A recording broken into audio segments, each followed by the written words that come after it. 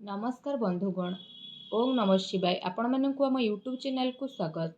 विशेष भाव में जदि कहवा आगामी 10 दिन भितर आपण जीवनर स्थिति संपूर्ण भाव में बदलवाई जाऊँगी। जहाँ चाहिए से सब आपण को प्राप्त हो। विशेष भाव में जदि आम आपण मानक समय अवधिर स्थिति विषय कहवा आगामी 8 तारिख रु विशेष रूप से 18 तारिख पर्यंत आपणकर शोइथिबा भाग्य चेई उठिबापई जाउछि। आजिर जो इनफॉरमेशन आम आपण मानक देबू ए इनफॉरमेशन आपणक पई बहुत ही महत्वपूर्ण रहिबो। जहाद्वारा आपण ए समय को आहुरी अधिक शुभ और मंगलदायक सब्यस्त करें। आगो को वीडियो आरंभ करने पूर्व आमर आपण को रिक्वेस्ट कि जदि आपण आमर ए चैनल नुआ आछंती तो चैनल को सब्सक्राइब करंतु, सांगरे नोटिफिकेशन बेल को मध्य ऑन कर दियंतु, जहाद्वारा समय समय रे सो नुआ नुआ वीडियो नोटिफिकेशन आपण को मिलिबो। आसंतु जानिबा किपरि रहिबो आपणक पई 8 तारिख रु 18 तारिख पर्यंत समय अवधि विषय। जदि विशेष भाव में आम आपको कहबू कि कौन आपणक पई सतरे टाइम रे पॉजिटिव स्थिति रहिबा पई जाउछि।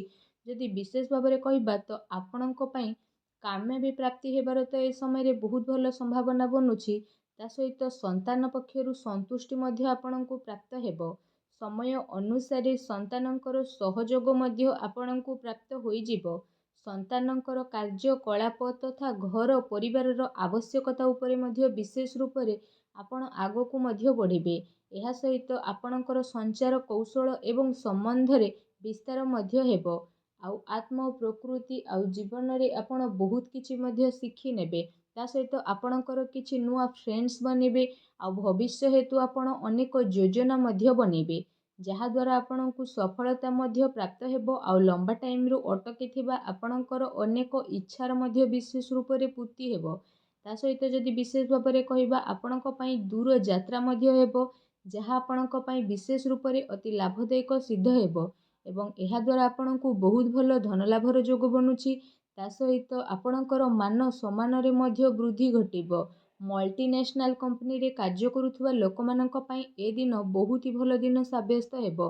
आपणकर अनेक महत्वपूर्ण आकांक्षार विशेष रूप से पूर्ण हेबार संभावना रही, जहाद्वारा आपणक मन बहुत ही प्रसन्न रहिबो। पाठ पढ़ा संबंधित ए दिन आपण को बहुत भल सफलता मध्य प्राप्त हेबो। भूमि वाहन इत्यादि आपण विशेष रूप से जोग बनु अछि। आपण आपणकर ए टाइमिंग रे निज उपरे अधिक भरोसा करिनेबे। ता सहित राजनीतिक लाभ प्राप्ति दृष्टि मध्य स्थिति ए दिन रे आपणक पई बहुत ही अनुकूल भर साब्यस्त हेबा पई जाउछि। एहा सह संतानक प्रति आपणकर व्यवहार काफी भल रहिबो। ता सहित संतानक प्रगति रे आपण काफी संतुष्ट मध्य हेबे। विशेष रूप से विद्यार्थी को तांको परिणाम रे भल सफलता प्राप्त हेबो। आउ जेउ दिन पई आपण परिश्रम करिथिले ताहा आपणकर सफल मध्य होई जिवो। एहा सह आपण आपणकर ज्ञान को बढ़ेबा और लोकंक द्वारा निजर विचार बांटिबारे आपण दिलजस भी रहिबे। आपण अन्यर जरूरत को ध्यान रे रखिकी सामान्य ठारू अधिक विचारशील मध्य नजर आसेबे। परिजनक ठारू साहाय्य पाइबारे आपणकर इच्छा आपणको सहयोग पाइबारे प्रेरित मध्य करिबो। मित्र भाई बंधु इत्यादि सहित मध्य बहुत भल संबंध आपणकर होई जिवो, जहाद्वारा काम कार्य सहित घर परिवार रे मध्य जणे आउ जणक प्रति काफी भल संभावना मध्य आपणकर उत्पन्न हेबो, जहाद्वारा आपणक मन बहुत ही प्रसन्न रहिबो। ता सहित आसंतु जानिबा आपणक पई टाइमिंग रे कोन नेगेटिव रहिबो। कौनसी प्रकार भीतीय निवेश पई ए दिन रे आपण बहुत ही भाबी चिंती कि आगो को बढ़ंतु। जदि ए सब क्षेत्र रे इनफॉरमेशन परामर्श नहीं कि आपण किछि काम करूछंती तो आपणक पई बहुत ही भल स्थिति रहिबो। ए दिन आपणक पई कौनसी अजଣା चिंतापूर्ण स्थिति मध्य विशेष रूप से उत्पन्न करि पारे, तेणु टिके सावधान रुहंतु। ता सहित आपणक आपणकर कार्य क्षेत्र रे टिके ध्यान देबार विशेष रूप से आवश्यकता रहिछि, कारण आपणक विरोध रे केही षडयंत्र मध्य करि पारंती, अर्थात आपणक विरोध रे केही चाल मध्य चलाई पारंती, जहा द्वारा आपणको मानहानि उठेबा पाई मध्य पड़ी पारे। निजर कार्य को आपण पूरा ईमानदारी सहित करंतु। काहाको भी एमिति मौका दियंतु नाही जहा द्वारा आपणको किछि प्रॉब्लम फेस करबा पाई पड़िबो। ऑफिस अथवा कार्यालय रे आपण आपणकर सहकर्मी को ऊपर आदु भरोसा करंतु नाही, कारण जदि एमिति आपण करूछंती तो सेमाने आपणको भरोसा ନାଜାୟଜ ଫାଇଦା ଉଠାଇବେ ଆଉ ଚୋରି ଛପିରେ ଆପଣଙ୍କୁ ନୋକସାନ ପହଞ୍ଚିବା ପାଇଁ ଚେଷ୍ଟା ମଧ୍ୟ କରିବେ। ଯେଉଁ କାରଣ ପାଇଁ ଅଫିସରେ ମଧ୍ୟ ଆପଣଙ୍କ ଇମେଜକୁ ନୋକସାନ ଉଠାଇବା ପାଇଁ ପଡ଼ିପାରେ, ତେଣୁ ଆପଣ ସାବଧାନ ରୁହନ୍ତୁ। ଆପଣଙ୍କ ଲଭ୍ ଲାଇଫ୍ର ସ୍ଥିତି ବିଷୟରେ ଯଦି କହିବା ତ ଆପଣଙ୍କର ଜୀବନସାଥୀ ଆପଣଙ୍କୁ ଆପଣଙ୍କର ପ୍ରତ୍ୟେକ କାର୍ଯ୍ୟରେ ସମର୍ଥନ ଦେବେ ଆଉ ସମୟ ଆସିଲେ ଆପଣଙ୍କର ସହାୟତା ମଧ୍ୟ ସେ କରିବେ। ଏହାର ପରିଣାମ ସ୍ୱରୂପ ଆପଣଙ୍କର ବୈବାହିକ ଜୀବନ କାଫି ଭଲ ମଧ୍ୟ ରହିବ।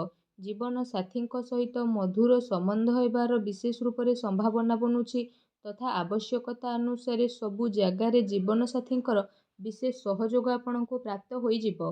ସେଥିପାଇଁ ଜୀବନସାଥୀଙ୍କ ସହ ମଧୁର ସମ୍ବନ୍ଧ ବନେଇ ରଖିବାର ଆପଣଙ୍କ ପାଇଁ ବହୁତ ଭଲ ସ୍ଥିତି ରହିଛି।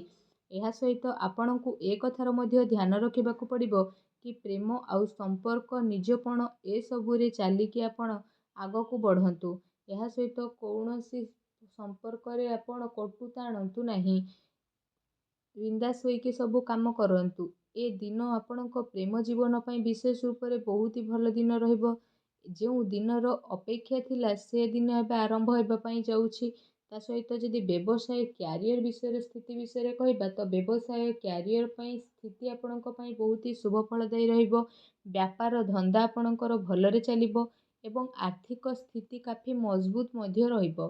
ଆପଣଙ୍କ ପାଇଁ ଆକସ୍ମିକ ଧନ ଲାଭର ଅନେକ ହିଁ ଯୋଗ ବନିବା ପାଇଁ ଯାଉଛି, ଯାହା ପାଇଁ ଆପଣଙ୍କ ମନ ବହୁତ ହି ପ୍ରସନ୍ନ ରହିବ। ତା ସହିତ ଆପଣଙ୍କୁ ଆପଣଙ୍କର କାର୍ଯ୍ୟରୁ ବିଶେଷ ରୂପରେ ବହୁତ ଭଲ ଲାଭ ମଧ୍ୟ ମିଳିବ। ଆଉ ଆପଣଙ୍କ କ୍ୟାରିୟରରେ ଆପଣଙ୍କର ସ୍ଥିତି କାଫି ମଜବୁତ ମଧ୍ୟ ରହିବ। ଆପଣ ଆପଣଙ୍କ ମିତ୍ରଙ୍କ ସହିତ ଯଦି କିଛି ବ୍ୟାପାର କରୁଛନ୍ତି ତ ଏ ଟାଇମିଂରେ ଆପଣଙ୍କୁ ଅଧିକ ଲାଭ ମଧ୍ୟ ମିଳିପାରେ। ଚାକିରି କରୁଥିବା ବ୍ୟକ୍ତି ବିଶେଷଙ୍କ ପାଇଁ ଏ ଟାଇମିଂ ମିଲାଜୁଲା ମଧ୍ୟ ରହିବ। ବିଦ୍ୟାର୍ଥୀଙ୍କ ପାଇଁ ଏ ସମୟ ବହୁତ ହି ଭଲ ରହିବ। ତା ସହିତ ଯଦି ଆପଣଙ୍କ ସ୍ୱାସ୍ଥ୍ୟର ସ୍ଥିତି ବିଷୟରେ ଆମେ ଆଲୋଚନା କରିବା ତ ଘରେ କେତେ ସାରା ଗ୍ରହଙ୍କର ଜ୍ୟୋତି ଆପଣଙ୍କ ସ୍ୱାସ୍ଥ୍ୟକୁ ଟିକେ ପ୍ରଭାବିତ କରିପାରେ। ସେଥିପାଇଁ ଗୋଟେ ନିୟମିତ ଓ ଭଲ ଦିନଚର୍ଯ୍ୟାର ଆପଣ ପାଳନ କରିବା ପାଇଁ ଚେଷ୍ଟା କରନ୍ତୁ। ସେଥିପାଇଁ ଆପଣ ଆପଣଙ୍କ ଖାଦ୍ୟପେୟ ଉପରେ ଧ୍ୟାନ ରଖନ୍ତୁ। ଏହା ସହ ନିଜ ସ୍ୱାସ୍ଥ୍ୟକୁ ଆହୁରି ଅଧିକ ଭଲ ରଖିବା ପାଇଁ ଆପଣ ପ୍ରତ୍ୟେକ ଦିନ ଯୋଗ କରନ୍ତୁ, ବ୍ୟାୟାମ କରନ୍ତୁ ଏବଂ ସୁସ୍ଥ ରୁହନ୍ତୁ। ଆସନ୍ତୁ ଜାଣିବା ଏ ଟାଇମିଂରେ ଆପଣଙ୍କ ପାଇଁ କ'ଣ ବିଶେଷ ଉପାୟ ରହିଛି। ଆପଣ ସ୍ନାନ ଆଦି କରିସାରିବା ପରେ ଭଗବାନ ସୂର୍ଯ୍ୟଦେବଙ୍କୁ ତମ୍ବାର ଢାଳରେ ଜଳାର୍ଘ୍ୟ ଅର୍ପଣ କରନ୍ତୁ। ତା ସହିତ ଆପଣ ହନୁମାନ ଚାଳିଶାର ପାଠ କରନ୍ତୁ।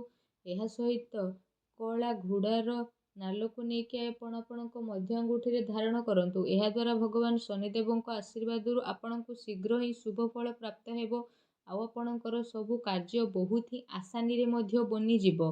ତ ଆପଣ ଏ ଉପାୟକୁ ନିହାତି ଭାବରେ କରନ୍ତୁ। ଆପଣଙ୍କୁ ଅବଶ୍ୟ ହିଁ ବିଶେଷ ଭାବରେ ଲାଭ ପ୍ରାପ୍ତ ହେବ। ଭଗବାନ ଶନିଦେବଙ୍କର ଆପଣଙ୍କୁ ଆଶୀର୍ବାଦ ପ୍ରାପ୍ତ ହେଉ। ସଚ୍ଚା କମେଣ୍ଟ ବକ୍ସରେ ଜୟ ଶନିଦେବ ବୋଲି ଅବଶ୍ୟ ଲେଖନ୍ତୁ। ଆଉ ଭିଡ଼ିଓକୁ ଲାଇକ୍ ଏବଂ ସେୟାର କରିବା ପାଇଁ ଆପଣ ଆଦୌ ବି ଭୁଲନ୍ତୁ ନାହିଁ। ଧନ୍ୟବାଦ।